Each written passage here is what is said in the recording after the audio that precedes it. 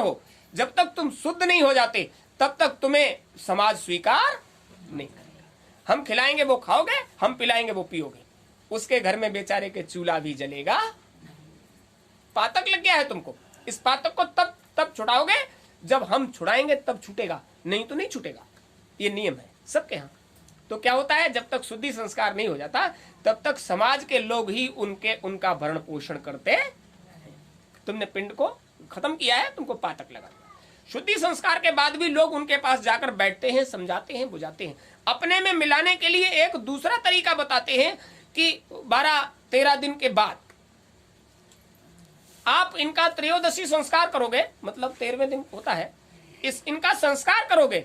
अब जहां तक कोर्ट कचहरियां हैं सब जगह जाकर इनका निदान निपटारा हो गया। इतने समय तक जीव को भटकाओ, इधर जाना उधर जाना, लिंग का लिंग में जाना, कारण का कारण में जाना, सूक्ष्म का सूक्ष्म में जाना, ये पिंड तो खत्म हो गया, जड़ चीज तो थी खत्म हो गई। तो जहां जहां इसका संस्कार, इतने समय में इनके सारे क्रियाकलाप पूरे हो जाते हैं, तब तक जीव का संबंध घर से बना रहता। संस्कार पूरे हो गए, अब भाई इसको तुम्हारे परिवार से छुटकारा दिया जाएगा। उस काम के लिए तुमको प्रायश्चित कराया जाता है। आप इसका प्रायश्चित ऐसे करिए, तो त्रयोदशी संस्कार में आप उसका प्रायश्चित करते हो। अब वो एक अलग बात है, आप सामर्थ्यवान हो, आप समाज को ये सूचना देने के लिए कि आज हमारे परिवार का ये बड़ा बुजुर्ग संसार छोड़कर चला गया, आपको पता नहीं होगा, आप हमारे समाज में आकर हमें समाज में सम्मिलित कर दीजिए। तब तक सम्मिलित नहीं होते, और जिस दिन त्रयोदशी संस्कार हो जाता है उस दिन सारा समाज तुम्हारे यहाँ आता है, आकर थोड़ा सा ग्रास लेता है। अब हम तुम्हें अपने में समाहित करते हैं, अब हम तुम्हें शामिल कर लेते हैं। ये उसका एक चलन है, उसकी एक क्रिया विधान है। सभी संप्रदायों में ऐसा है, वो परिवार में सम्मिलित करने के लिए। लेकिन याद रहे, जो पातक काया से हुई, बिन भोगे छूटे न। आज तुमने किसी के पिंड को निपटाया है, कल तुम्हारे पिंड को भी कोई जरूर निपटाएगा। पुनीत काम है, अच्छा काम है, खराब नहीं है। लेकिन ये काम करने के बाद समाज तुमसे क्या कहता है, आचार्य तुमसे क्या कहता है?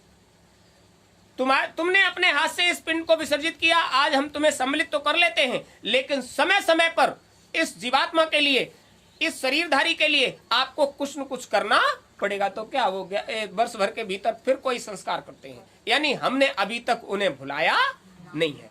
वो हमारे हकीकी थे, हकदार थे हमारे परिवार में, इसलिए हम उनके नाम से सबको भोज देते हैं, उन्हें उनकी आत्मा को, उनके अंतःकरण को शांति मिले, इसलिए वो बरसी। और बरसी के बाद भी छुटकारा नहीं।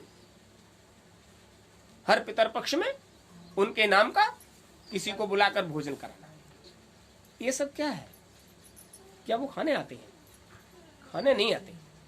ये जो वैधानिक रीत से तुम्हारा संविधान बना हुआ है, जो तुम्हारा संविधान है, उसमें ये बात कही गई है कि संसार के क्रियाकलाप, जब तक तुम संत मत से नहीं जुड़ जाते, तुम्हें संसार के सारे नियम कानून को अपनाना पड़ेगा।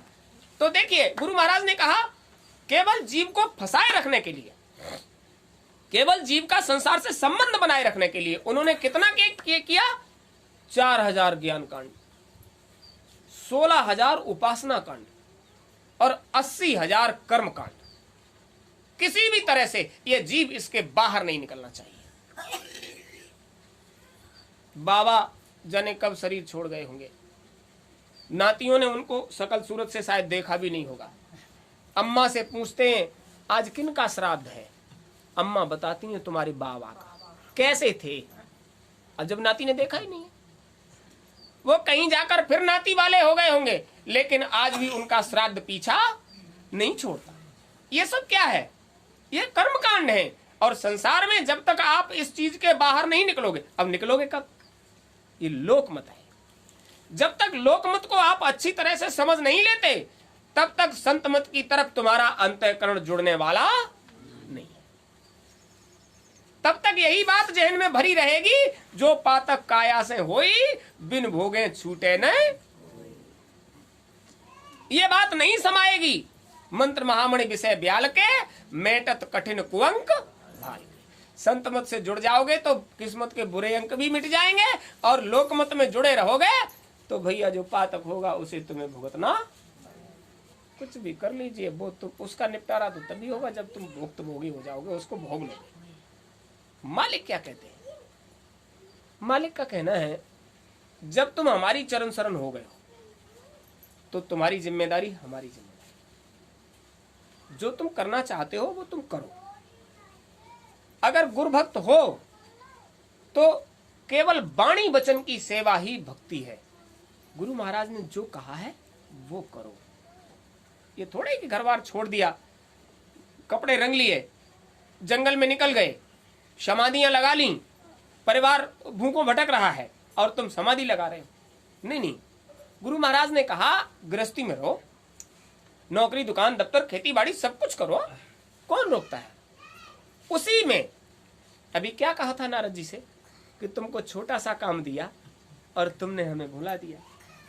इसका मतलब व्यवहार में भक्ति नहीं है, व्यवहार में ज्ञान है।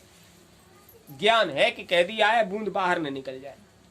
भक्ति होती तो बूंद वैसे भी बाहर नहीं जाती। क्यों? भक्त तो उनके आश्रित है। मालिक तुम जानो, हम तो कटोरा लेके निकल रहे हैं। मालिक को याद करते तो वो तुम्हारे कटोरे की बूंद बाहर नहीं जाने देता। वो मालिक को याद कर रहा था, संसार का सारा काम कर रहा था। तो समझ लीजिए जब मालिक दयाल होते हैं ना तो उनका कोई ठिकाना नहीं होता, कहाँ तुम्हारी मदद संभाल कैसे कर दें। एक बार गुरु महाराज निकल पड़े गाड़ी, चलती रही गाड़ी और उन्होंने मना ही नहीं किया। और ड्राइवर सोचने लगा अब जाने कब रुकेंगे ये, अब जाने कहाँ रुकेंगे ये। काफिला वहां पड़ा रह गया और गाड़ी लेकर इधर चले आए। लोग वहां इंतजार कर रहे हो। एक जगह आकर बोले यहीं रुक जाओ, यहीं रुक जाओ। रुक गए। तुम यहीं खड़े रहना, अभी आते हैं। और मालिक को तो सब कुछ दिखाई देता है। तुम यहीं खड़े रहना, अभी आते हैं। वो बेचारा खड़ा हो गया और चले गए। 2-3 खेत दूर एक किसान हल जोत रहा था और उसको जाकर जय गुरुदेव किया और देखते ही उसने हल छोड़ दिया। उसने कहा फोटो पोस्टर देखा था आपका और बड़ी तड़प थी, कभी दर्शन हो जाए आपका। और हम यही याद करते रहते थे, हल चलाते आपको याद करते। मालिक हमारे पास तो इतना पैसा भी नहीं कि हम वहां आकर आपको आश्रम में दर्शन ले दे पाए, और इतना सामर्थ्य नहीं, परिवार का भरण पोषण कर नहीं पाते, वहां कैसे पहुंच पाएंगे। हम रात दिन यही सोचते रहते थे। तो उन्होंने कहा हम भी यही सोचते रहते थे कि हम सब जीवों के पास पहुंच जाते हैं। एक हमारा जीव ऐसा भी है जो हमें रात दिन याद करता है लेकिन हमारे पास आ नहीं सकता। तो हमने सोचा वही तो नहीं आ सकता, हम तो जा सकते हैं, इसलिए लो हम आ गए। बाग हो गया, पैरों पे गिर पड़ा। हुजूर आपकी दया के तो कहने क्या है। हम सोचते थे और सोचते ही रहते, कभी ख्वाब पूरा नहीं होता। लेकिन आज हम सामने देखकर सोच रहे हैं, हम सपना तो नहीं देख रहे। गुरु महाराज ने स्पर्श करके छू कर कहा नहीं सपना नहीं हकीकत है, हम खड़े हैं, ये हम तुम्हें छू रहे। कंधे पकड़कर उठाया, सपना तो नहीं है? नहीं हुजूर सपना नहीं है। तो आओ आओ आओ छाया में आ जाओ। हल बैल वहीं खड़े रह गए, बाह पकड़ कर लाए छाया में, और कंधे पर जो पड़ा हुआ था तौलिया उसको खुद बिछाया, लंबा सा तौलिया बिछा लिया। एक तरफ खुद बैठ गए और दूसरी तरफ उसे बिठा लिया।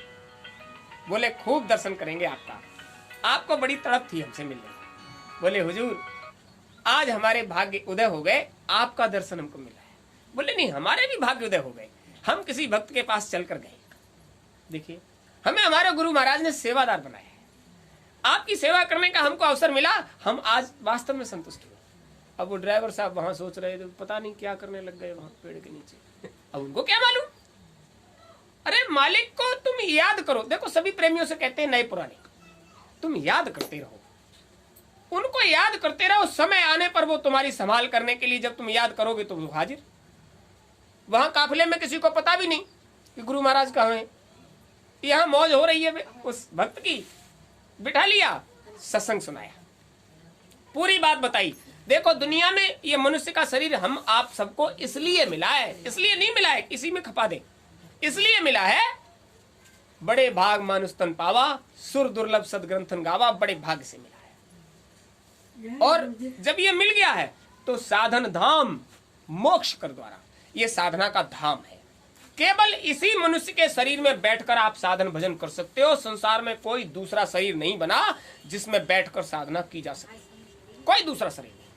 अब इतनी बड़ी बात बता दी कि कोई दूसरा शरीर है ही नहीं जिसमें बैठकर साधना की जा सके। ये मनुष्य का ही शरीर है और इस बार मिल गया है। अगर इसका सही उपयोग, सही लाभ आपने इस वक्त नहीं लिया तो आगे फिर तुम्हें ये मिलने वाला वो फिर नहीं देगा।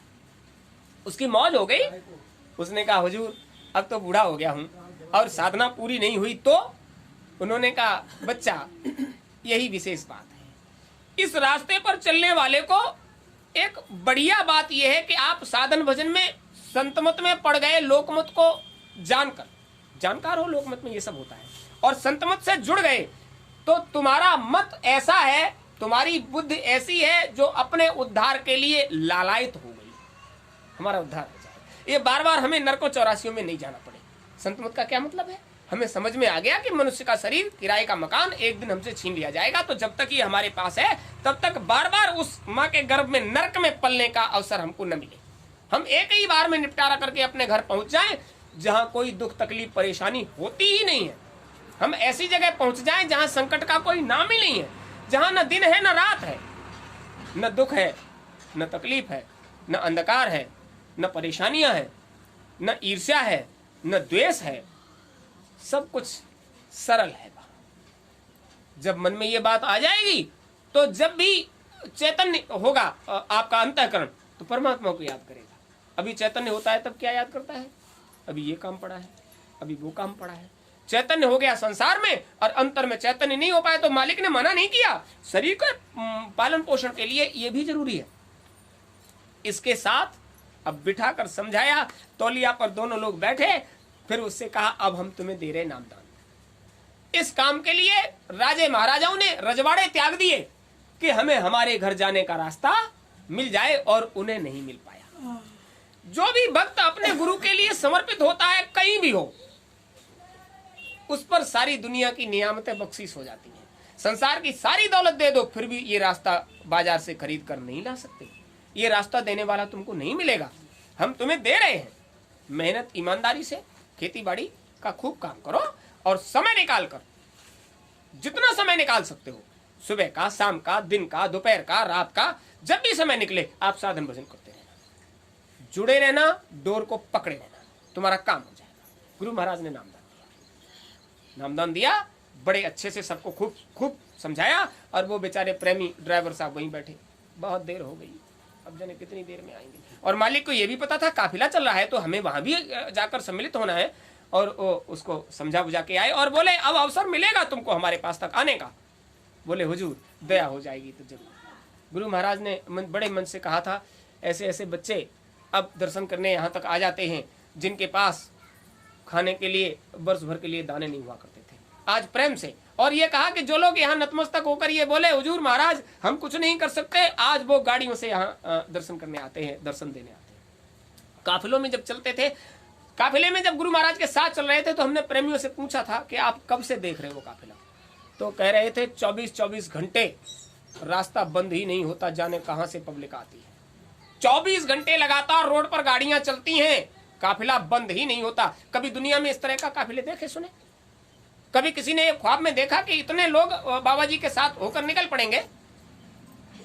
जब काशी में यज्ञ करा रहे थे तो उन्होंने क्या कहा था, ये महामानव कुंभ है, इतना भीड़ कभी नहीं होगा। लेकिन याद रहे काशी वालों, अभी सब लोगों को इधर बुला रखा है, या इन प्रेमियों का दर्शन करो और इनको दर्शन दो। और अधिकारी कर्मचारियों से कह दिया, देखो खूब सुन लीजिए, ये हमारे बच्चे हमारे लिए आए, अगर तुमने इनकी उचित व्यवस्था नहीं किया तो ये तुम्हारे लिए परेशानी बन जाएंगे। हमारा 3 दिन का कार्यक्रम, जब 3 दिन रह गए तो बोले अभी 3 दिन का कार्यक्रम है, यहाँ तुम्हें कहीं गंदगी नहीं मिलेगी, और इन सब बच्चों को इनके घर तक पहुंचाने की तुमने व्यवस्था नहीं की तो पूरा काशी शहर, ये रेलवे स्टेशन, ये बस अड्डे गंदगी से पट जाएंगे, ध्यान रखना, हमारे बच्चों की व्यवस्था कर देना। ऐसे कहा गुरु महाराज ने। अभी कुछ नहीं होगा, ये बच्चे सब यहाँ हैं, कहीं गंदगी नहीं मिलेगी। मतलब ये था कि ये बच्चे अगर 24 घंटे तुम्हारे शहर में रुक गए और इन्होंने एक बार के लिए शौच के लिए भी चले गए तो पूरा शहर गंदगी से पट जाएगा, और अभी कहीं नहीं मिलेगा कुछ भी, इनकी व्यवस्था कर देना, नहीं तो तुम जानो। और तुम्हारा अधिकारी कर्मचारी आगे पीछे घूम रहे थे, हुजूर क्या करें, कैसे करें, और गुरु महाराज बता रहे थे ऐसे करें। जिस समय गुरु महाराज वहाँ गए थे यज्ञ के लिए इलाहाबाद में, ऐसे उन्होंने कहा था कि आप वो थोड़ा करेंगे, तो लोगों ने मना कर दिया था उधर, ये तुम्हारे ट्रक भर भर कर सामग्रियां, यानी नमक भी आएगा तो ट्रक भरकर ही आएगा, और ये जहाँ लाखों करोड़ों की भीड़ है तो वहां तो भोजन व्यवस्था में भी बहुत मेहनत होगी। तो उन्होंने कहा ये भरे भरे ट्रक जो आएंगे वो इस बालू में बैठ जाएंगे, हुजूर बड़ी व्यवस्था गड़बड़ हो जाएगी। गुरु महाराज ने कहा कि तुम केवल इजाजत दीजिए, वो सारा काम हम करेंगे।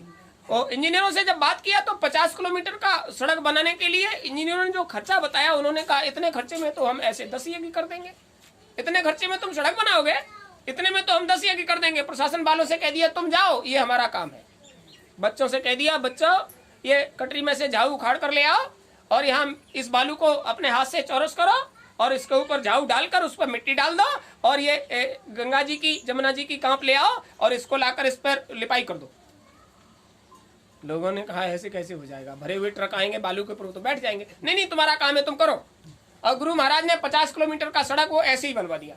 अब कांप से लिपाई होने के बाद जब ड्रोन कैमरे से वो उसका फोटो लिया गया तो लग रहा था जैसे सड़क है, काली मिट्टी से लिपाई करा दिया तो सड़क लग रही थी। और इंजीनियर्स लोग जब वहां आए तो उन्होंने उसको ऐसे करके कुरेद कर देखा, बोले ये तो बालू है, इसमें तो वाहन आते ही फंस जाएगा। बोले नहीं तुम्हारा काम है, तुम उसको करो, हमारा काम हम करते हैं। जब वो बनकर तैयार हुआ तो प्रेमियों ने कहा हुजूर आपने कह दिया तो वो उसको तैयार कर दिया गया है। बोले चलो चेक करके आते हैं। हुजूर महाराज ने गाड़ी निकाली और उसमें 2 प्रेमियों को और बिठाया और गाड़ी की स्पीड देखा कि गुरु महाराज की गाड़ी स्टार्ट हुई और फर हवा में इधर गई उधर गई, इधर से उधर, पूरे में 50 किलोमीटर का राउंड लगाकर आई। लोग देखते रह गए, गुरु महाराज इतनी फास्ट गाड़ी चलाते हैं, इतनी स्पीड से गाड़ी चलाते हैं। बोले नहीं बहुत मजबूत सड़क बनाई है बच्चों ने, बालू के ऊपर झाड़ू डालकर मिट्टी डालकर कांप से पुताई कर लिपाई कर दिया, कह दिया इतनी मजबूत सड़क, अरे रेल भी निकल जाएगी इस पे। तो ट्रक भर भर कर आते थे और उसके ऊपर निकलते हुए चले